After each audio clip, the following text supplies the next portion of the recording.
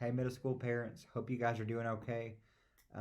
Before I start this video, I just want to apologize for these ugly walls behind me. They're just literally gray walls for y'all to look at. So, sorry, I don't really have much else to offer here, um, but also I want to say how excited I am for this middle school retreat coming up. When we first started thinking about the idea of splitting up our middle school and high school for two separate retreats, I was excited about it. Um, but the more into this we get and the closer we get to this, and really the more students I see that have signed up and are inviting people to come, I'm thrilled about this event. So um, I think this is going to be a really good weekend for investing in our middle school students. And obviously, you guys know this because y'all are their parents. Y'all probably know this a lot more than I do. But we have a solid group of seventh and eighth grade students. They're fun, they're loud, they're crazy, uh, but what I love about middle school is that they're at that point in their life where they're ready to start going deeper into the gospel. And so that's our main goal this weekend next weekend at this retreat. We're gonna have a great time. We're gonna play a lot of games, do all that fun stuff. But our main goal is to be in the Word and to really allow our middle school students to just go deeper into the topics that we're going to be talking about. So, just kind of an intro on this place that we're going. We've never been there as a student ministry before, but it's called Camp Helen. It's up in Harvest, Alabama, which is close to Athens, Alabama. Kind of similar to where we went for summer camp, location wise. But so basically, how we ended up going here was that this was a few months ago, maybe around the time that summer camp ended, and we were looking at fall events and everything. And um, one of my good friends from the Limestone Baptist Association, she works at this camp, and she kind of helps run it and everything. And so I was talking to her one day, and she was telling me all about this camp and everything, and it just kind of hit me, let's try to go here. I hear great things about it. And so she ended up giving us the friends and family discount, which is always something to praise the Lord about because that is awesome. And so basically, kind of the layout of this camp, it's one of the biggest camps that the association uses. And so there's a ton of big open fields. There's a big lake there, which we won't be getting in because it's November and all that good stuff. We'll have a big commercial kitchen. We'll have two big bunk rooms, one for the guys, one for the girls. So the chaperones will be in there with the students. So nothing crazy will go on or anything. Um, so we're gonna leave next Friday, November 13th, and we'll come back that Sunday, November the 15th. Then we'll go over times and everything in just a moment. But before we do that, I want to talk a little bit about our theme for the weekend. So our theme and the Bible study that we're going to be going through is called "Fully Devoted Follower." It's from a website that I use for a lot of student ministry stuff called Download Youth Ministry. It's got a lot of really good outlines for retreats and D-nows and all that kind of stuff. So, but this theme, "Fully Devoted Follower," like I said, this is a crucial time for our middle school students, and really like developing their faith and everything. This is kind of the time of their life when they're starting to get influenced by their friends, by their social groups, all that stuff. And so this Bible study, it really talks about, how following Jesus is not just, going to church on Sunday. It's not just showing up on Wednesday nights when you have nothing better to do. It's following Jesus every single day. It's a lot more than just going through the motions. It's learning how to be a fully devoted follower of Jesus. And so what I really like about this study, I've been reading through it for the past few weeks, and one thing I really like about it is that it's a simple enough topic for everybody to understand. I feel like no matter where you are at in your faith, this is a simple topic to understand, to be a fully devoted follower of Jesus. But also, while it is such a simple topic, it goes very deep into what this is actually all about, because we can hear oh yeah, follow Jesus every day, do it with every fiber of your being. We can hear that all day long, but how do we really do that in a world that tells us to do everything otherwise. And so that's what this book is all about, and basically how this is going to be, how this is going to work at camp. They'll be in small groups for camp. And so Matt and Bree, who both came with us to kids camp, so a lot of the students know them already. They're going to be our two Bible study leaders that we're going to have. And we're just going to split them up, guys and girls. While we have a lot of, students going, we still have, a good amount to just do a guys group and a girls group. So that'll really allow our students to open up a whole lot more, being with guys, and the girls being with girls and everything. So they'll be leading those small group sessions. We'll do 3 small group sessions and then 1 big session on Saturday night. So, but basically, again, the point of all that is really just for them to be able, to ask questions in their small group, to really like discuss these topics with the people in their groups. Because that's, with middle schoolers, that's how they're going to connect more than anything. I would love to say that we could get, a ton of speakers in there and they would listen to every single word they say. And some of them will, some of them do, and they tell me all about it, and it's great. But what I've always seen work best for middle school is when they can, be open and discuss and kind of like, be active in those lessons. And so that's what we're going to do. And then we will do a big worship service and a sermon on Saturday night. That's going to hopefully, be our big decision night and everything. So we've usually had pretty successful times doing it that way when we have smaller discussion and then a big service, so they don't kind of get burnt out on one thing or the other. So that's kind of what Bible study is going to look like throughout the weekend. So if you pull up the website, the website that's currently being edited and all that good stuff, if you go to the ministries page and pull up Ignite Student Ministries, there's a button on there and it just says Middle School Retreat. That will show you everything that you need. It'll show you the registration link. There's a link on there for the schedule, for the packing list, all that stuff. And I will have those available as well in person if you guys want, an actual physical copy of that. But that's all on the website, super easy to access, just a click of a button. We have a lot of students registered so far. If you haven't registered, go ahead and do that just so I can have like a final number of who's going. If you're not sure if you've registered yet, just shoot me a text. I can let you know in like 5 seconds. But we don't want, the same student to register like 7 times, and because, that happens every single trip, and that's okay. It's fine.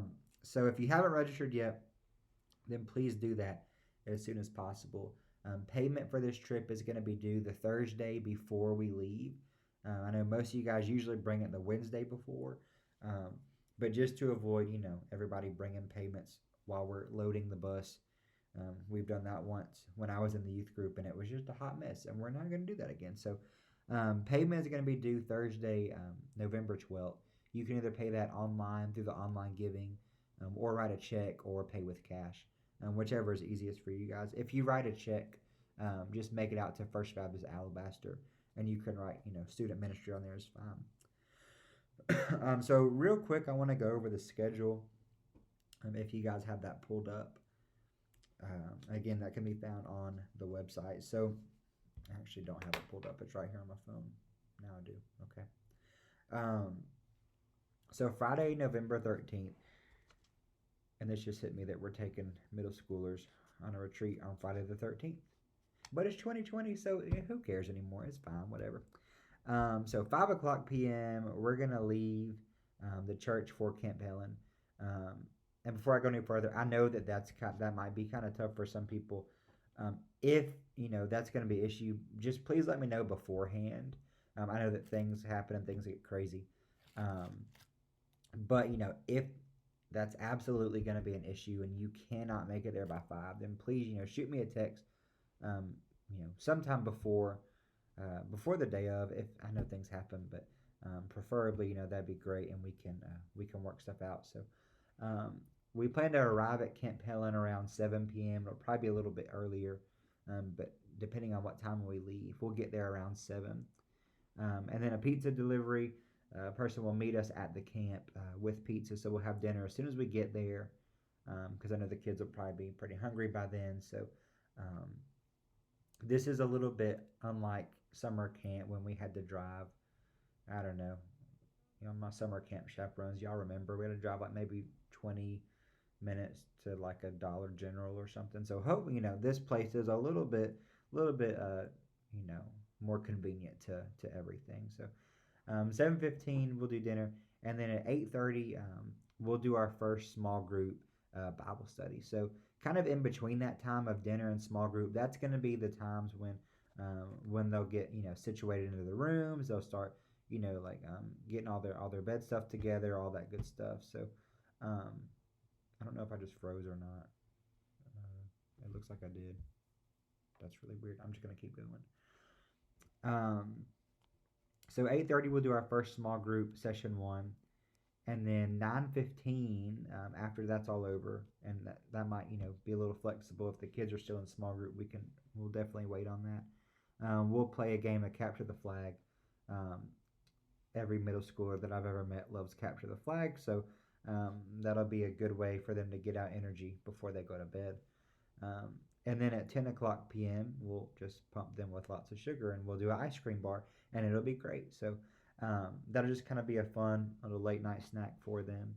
Um, and then 11 p.m. is going to be in rooms. 12 a.m. is lights out. That's usually pretty consistent with all of our trips. 11 in rooms and 12 lights out. So we're just going to keep following that. I think the kids are pretty used to that by now, so that's what we're going to do. And then Saturday morning, November 14th, we're going to start the day at 8:30 with breakfast. So for breakfast Saturday morning, we're going to do Jack's Biscuits. The Jack's Gives Back program is donating biscuits to our retreat, which is very nice of them. I love Jack's. And so does like everybody else on the planet. So it's a win-win. And then 9:30, we'll start our small group session 2, and they'll be in Bible study during that time. And then 10:30 we'll do rec. That's going to be very similar to summer camp. These rec games aren't, you don't have to be super athletic to have a good time. They're just fun games um, that everybody can enjoy. And then 12 p.m. is going to be lunch. And for lunch on Saturday, we're going to do, we've got a couple big trays from Zaxby's coming in with chicken fingers. So for lunch, we'll do Zaxby's chicken fingers and chips and cookies. Quick shout out to Donna Smitherman, who totally made fun of me at summer camp for getting like thousands of bags of chips. And I totally did. But now we can use them left over. So praise the Lord for that. And then Saturday dinner, we're going to do tacos. I jumped ahead of myself, but now y'all know. Tacos for dinner Saturday night. I'm looking at this list, not my schedule. So after lunch at 1 p.m., we're going to do the camp games. And so basically that might be a little bit similar to rec. We'll still do some more rec games and everything. But also we'll do kind of like some trust activities with our middle schoolers. That's always really fun to do with middle schoolers because it really kind of helps them start to come out of their shell with each other and trust each other. And then after we do the trust games, we're going to do our very own version of the Hunger Games. So once they've kind of built up that trust with each other, then they can, break it almost instantly by playing the Hunger Games. And so the Hunger Games, we've done that before, and it's not here, but at another church, and it's worked out very well. But basically, all the students will be in a big field. We'll have all sorts of like weapons over there, like pool noodles, dodgeballs, stuff like Nerf guns, stuff like that. And basically, the point of it is just like the Hunger Games. They're all started out, spread out around this big field. When I blow the whistle, they all run towards the middle, grab whatever weapon they want. If you get tagged with a weapon, you're out. Last person standing wins. So this game can be as short or as long as they make it. And so after that is over, we'll probably do a few different rounds of that. And then after the camp games are over, we'll just dismiss into our free time. Free time is going to consist of anything like basketball, volleyball, soccer, football. We'll have some long games. We'll have some board games. So basically, free time is just where they can fellowship with one another and kind of do whatever games they want. Or if they just want to kind of chill for a little while, then that's totally fine too. And then at 5 we'll have dinner, and like I said earlier, that is going to be tacos, and we're going to make those in the big commercial kitchen and everything. Um, and then at 6 p.m. we'll start our big worship night. So for those of you guys that will be at home during that time, I would love to invite you guys to join with me Saturday night at 6 p.m. to really start praying for our middle schoolers specifically during this time. We really want that to be a good night of worship where some decisions can be made. So if y'all would join me during that time, then that would be great in praying for our students. And then at 7 p.m., we'll do the small group session 3. Um, and basically, that's just kind of going to be a little bit carried over from the sermon. They'll do small group session 3 and also kind of go a little bit more in depth of the sermon from that night. And then at 8 p.m., we're going to do another game outside that we've done before. Again, not here, at another church called Grogs. And basically, it's the best way I can explain it to you, and it might sound so stupid, but our middle schoolers will absolutely love it. It's like a big zombie apocalypse game. Again, sounds so stupid. It's so much fun. Um, but basically, it'll be in the dark, and there's 3 parts of this flashlight that are going to be hidden like all over, wherever we're playing. And so we're going to have like 3 students be the Grogs or the zombies. And their goal is to infect everybody else and turn them into zombies by tagging them with a pool noodle. And then everybody else's goal is to try to like find the 3 pieces of these flashlights hidden wherever in the dark, and put those pieces together, make a flashlight. If you tag a zombie with the flashlight, that zombie is dead. So basically, if the humans survive, then they win the game. If the zombies kill all the humans, then they win the game. So that's a really fun game that we've done before, and our kids will love it. And again, that can go as long or short as they make it. And then after that, we're going to have a little bonfire. We'll have s'mores and all that stuff. So that'll be another late night snack for them. At 10:30 p.m., we're going to go ahead and head to our room so they can clean their room and be ready to go by Sunday morning. We're going to have to get out of there pretty early Sunday morning. I think I just unfroze. If I was frozen that whole time, I'm so sorry. I don't know what's going on with this thing, but the Lord is sovereign. It's okay. So we're going to start cleaning rooms. I'll have some trash bags for them to put some stuff in. If they have dirty clothes, they can use those trash bags for that, and they will have dirty clothes because they're middle schoolers, and that's just what happens, and that's fine. And then 12 a.m. is going to be lights out again. Then 8:30 we'll wake up again on Sunday morning. We'll have breakfast. We'll just do Pop-Tarts for breakfast that morning, just kind of a quick and easy thing to do. And then at 9 a.m. we'll do our final session, our closing session for Bible study, and kind of send them off and everything. So then at 10 we'll depart for the church, and our plan is to be back at FBCA around noon, while the time that church is getting out for a pickup and all that good stuff. So as far as the schedule, that's pretty much everything that's going to go on that weekend. So if you'll flip over real quick to the packing list, or pull that up. And this is very similar to, this packing list here is pretty much the same thing as any of our trips, any of our events, all that kind of stuff. So if you look on the what to bring, they'll need, Bible, notebook, pen for, Bible study, all that good stuff. And then the beds are just going to be bunk beds, just twin size bunk beds. So if they want to bring just a sleeping bag, that's fine. If they want to bring twin size sheets, that's totally fine as well. But also bring a pillow for sure, because they don't provide those.